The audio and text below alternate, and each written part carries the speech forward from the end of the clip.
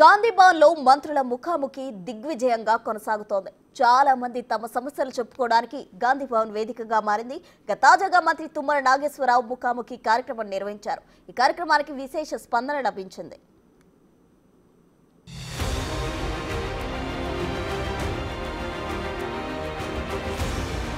వారానికిద్దరు మంత్రులు గాంధీ భవన్లో ప్రజల కార్యకర్తల సమస్యలు వింటున్నారు. మంత్రి తుమ్మల నాగేశ్వరరావు ముఖాముఖి కార్యక్రమంలో ప్రజలు పెద్ద ఎత్తున పాల్గొన్నారు. తమ సమస్యలను విన్నవించారు. కొన్ని సమస్యలను అప్పటికప్పుడు పరిష్కరించారు తుమ్మల. మరికొన్నింటిని ఆయా శాఖలకు పంపి త్వరలోనే పరిష్కారం చూపుతామన్నారు. మొత్తం 95 అర్జీలను స్వీకరించారు. ఒక పక్క ఉద్యోగస్తులకి జీతాలు ఇవ్వలేనటువంటి స్థితికి ఈ రాష్ట్రాన్ని తీసుకొచ్చిన కొత్త ప్రభుత్వం రాహుల్ గాంధీ గారి యొక్క నాయకత్వంలో ఆయన ఇచ్చినటువంటి వాగ్దానం మేరకి మొదటి పంట కావాలనున్నాయి. ఈ తొలకరలోనే 25,000 కోట్లు గత ప్రభుత్వం ఇవ్వనటువంటి రైతు బంధును కూడా 7,656 కోట్ల రూపాయలు రిలీజ్ చేశాం.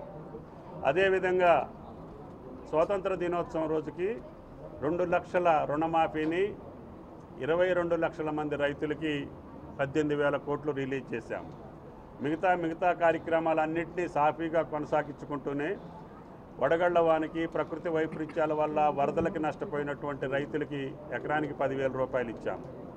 అదేవిధంగా ఈ రాష్ట్రంలో పండించినటువంటి అన్ని పంటలకి పెసలకి, కందులకి, జొన్నలకి, మొక్కజొన్నలకి, అన్నిటికీ, సోయాకి, సన్ఫ్లవర్కి ఎంఎస్పి ప్రకటించినటువంటి ప్రకటనకి తగ్గట్టుగా ప్రభుత్వం నష్టాన్ని భరించి రైతులను ఆదుకున్నటువంటి ఏకైక ప్రభుత్వం తెలంగాణ ప్రభుత్వం, రేవంత్ రెడ్డి గారి ప్రభుత్వం. మంత్రి తుమ్మల స్వీకరించిన అర్జీలు భూ సమస్యలు, ఉద్యోగాలు, పెన్షన్లు, ఇందిరమ్మ ఇళ్లు ప్రధానంగా ఉన్నాయి. ప్రజల వినతి పత్రాలను స్వీకరించిన మంత్రి కొన్నింటిపై అప్పటికప్పుడు జిల్లా కలెక్టర్లు, ఉన్నతాధికారులకు ఫోన్ చేసి పరిష్కారం చేశారు. పీసీసీ మహేష్ కుమార్ తీసుకున్న నిర్ణయం బాగుందని, విజయవంతంగా ముందుకెళ్తామన్నారు తుమ్మల. రైతుల యొక్క గిట్టుబాటు ధర ఇచ్చేటటువంటి ఆలోచన కూడా లేనటువంటి కేంద్ర ప్రభుత్వం తక్కువ ఎంఎస్పీలు ప్రకటించింది. ఆ ఎంఎస్పీ ప్రకటించినటువంటి ధరలకి రాష్ట్ర ప్రభుత్వం కొన్నటువంటి ధాన్యాలను కూడా కేంద్ర ప్రభుత్వం సేకరించట్లేదు. ఆ నష్టాన్ని కూడా రాష్ట్ర ప్రభుత్వమే భరాయించి ఈ రాష్ట్ర రైతులు పండించినటువంటి అన్ని పంటలను కూడా సేకరించేటటువంటి బాధ్యతని భుజానికి ఎత్తుకున్నది తెలంగాణ ప్రభుత్వం. మంత్రులు తమ సమస్యలు విని అర్జీలు స్వీకరించడం బాగుందని ప్రజలంటున్నారు. ఎప్పటికప్పుడు కొనసాగించాలని కోరుతున్నారు. అలా రైతుల దగ్గర నుంచి ఛార్జీలు తీసుకోవటం వల్ల రైతుల మీద భారం పడుతుంది. మేము కూడా వాళ్ళ దగ్గర నుంచి వసూలు చేసుకోవడం చాలా సమస్యగా మారింది. అటువంటి ఛార్జెస్ కూడా వ్యాపారస్తులు వసూలు చేసి ఇవ్వటం వల్ల వ్యాపారస్తుల యాజమాన్యం కూడా మా మీద ఉండటం వల్ల మేము న్యాయంగా విధులు నిర్వహించలేకపోతున్నాం. కాబట్టి మార్కెట్ వ్యవస్థ అనేది ఒక స్వతంత్ర పద్ధతి గల వ్యవస్థ. అందులో అది యాజమాన్య వ్యవస్థ లాంటిది. అందులో పనిచేసే వారందరికీ చట్టాలన్నీ మా కార్మిక చట్టాలు వర్తించాలి. ఈ మా లైసెన్స్ విధానం వల్ల మాకు ఎలాంటి కార్మిక చట్టాలు వర్తిస్తలేవు. కాబట్టి ఆ లైసెన్స్ విధానం తీసి పూర్వం ఉన్నట్టుగా మమ్మల్ని మళ్ళీ మార్కెట్ ఉద్యోగులుగా గుర్తించి జీతాలు ఇవ్వాలి. రైతుల మీద ఛార్జీల భారం పడకుండా ఇటు ప్రభుత్వానికి ఆదాయం సమకూర్చాలంటే మేము ఇచ్చే మీ నివేదికే తుది నిర్ణయం.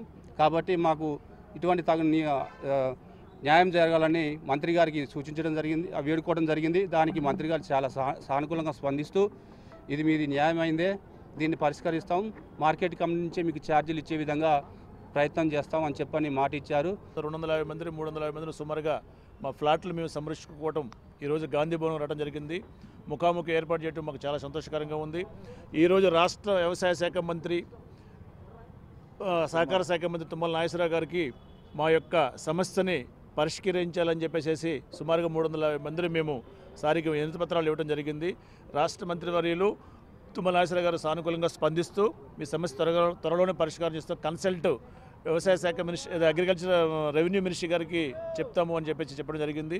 ఇదే వినతి పత్రాన్ని మేము మంత్రి గారికి కూడా ఇవ్వడం జరిగింది. మంత్రి గారు సానుకూలంగా స్పందించి సంబంధిత కలెక్టర్కి కానీ రెవెన్యూ అధికారులకు కానీ ఇన్ఫామ్ చేస్తామని చెప్పారు. ఇలాంటి వినతి పత్రాలు మేము గాంధీ భవన్ ఇది ఫస్ట్ టైం ఇవ్వడము. ప్రజాభవన్లో 4 సార్లు ఇచ్చాము.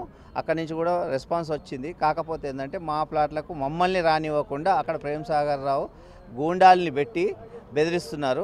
గతంలో రైతులు మోసపోయారని, బీఆర్ఎస్ కావాలని తమపై విష ప్రచారం చేస్తోందని తుమ్మల విమర్శించారు. ఇప్పటికే 22 లక్షల మంది రైతులకు రుణమాఫీ చేశామని, ఇంకా 20 లక్షల మందికి చేస్తామన్నారు. ఈ యొక్క రుణమాఫీ అనేది ప్రాసెస్లో ఉంది. ఇంకా 20 లక్షల మందికి ఇవ్వాలి. 2 లక్షల పైన ఉన్నటువంటి రైతుల యొక్క బాకీలు కూడా మేము తీరుస్తామని చెప్పాము.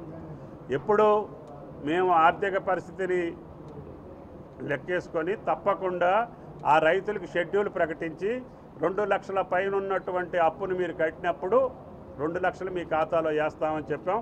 ముఖ్యమంత్రి గారు దసరా పండుగ వెళ్ళిన తర్వాత రివ్యూ చేసి 2 లక్షలు ఉన్నటువంటి 42 లక్షల ఖాతాలకి 25 లక్షల కుటుంబాలకి రుణమాఫీ చేసేటటువంటి బాధ్యత తెలంగాణ ప్రభుత్వం భుజానికి ఎత్తుకుంది. రైతులు ఎక్కడా కూడా కంగారు పడట్లేదు, తొందరపడట్లేదు. వాళ్ళకి తెలుసు ఈ ప్రభుత్వం మీద ఉన్నటువంటి నమ్మకం. ఏ ప్రభుత్వం కూడా భారతదేశంలో మొదటి పంట కాలంలోనే 25,000 కోట్లు రైతుల ఖాతాల్లోకి వేసినటువంటి ప్రభుత్వం భారతదేశంలో లేదు. ఆ కేంద్రంలో అధికారంలో ఉన్నటువంటి బీజేపీ చేయలేదు, గత ప్రభుత్వం కూడా చేయలేదు. కాంగ్రెస్ ప్రభుత్వం చేసింది మొదటి సంవత్సరంలోనే.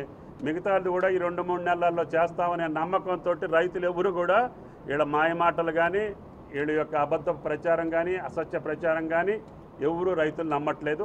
కాబట్టి దయచేసి బీజేపీ బీఆర్ఎస్ నాయకులు మీ పాలనని దృష్టిలో పెట్టుకోండి, మీరు చేసిన విధానాన్ని దృష్టిలో పెట్టుకోండి. కేంద్రం కూడా ఈరోజు రైతుల వ్యతిరేక కార్యక్రమాలు చేసేటటువంటి కేంద్ర ప్రభుత్వం కూడా ఆలోచన చేసుకోండి. మీరు చెయ్యండి, మిగతా భారతదేశం మొత్తం మీకంటే ఒక 10 రూపాయలు ఎక్కువ ఇచ్చి మా రైతులు మేము ఆదుకుంటామని చెప్పి మోడీ గారికి బీఆర్ఎస్ నాయకులకి విజ్ఞప్తి చేస్తున్నాం. మీరెవరు కూడా రైతుల కోసం ఇంత కన్నీరు కారాల్సిన పని లేదు, ఇంత బూటకు మాటలు మాట్లాడాల్సిన పని లేదు, ఇంత ఆరాట పడాల్సిన పని లేదు. మీరు తొందరపడకముందే, మీరు కింద పడకముందే రైతులను ఆదుకునేటటువంటి బాధ్యత ఈ ప్రభుత్వం తీసుకుని తప్పకుండా చేస్తాం. తెలంగాణ ప్రజల సమస్యలపై ప్రభుత్వం ఫుల్ ఫోకస్ పెట్టింది. ఒకవైపు ప్రజాభవన్లో ప్రజల సమస్యలు స్వీకరిస్తున్నారు. కొత్తగా గాంధీ భవన్లో కూడా మంత్రులే ప్రజా సమస్యలకు పరిష్కారం చూపే కార్యక్రమాన్ని చేపట్టారు.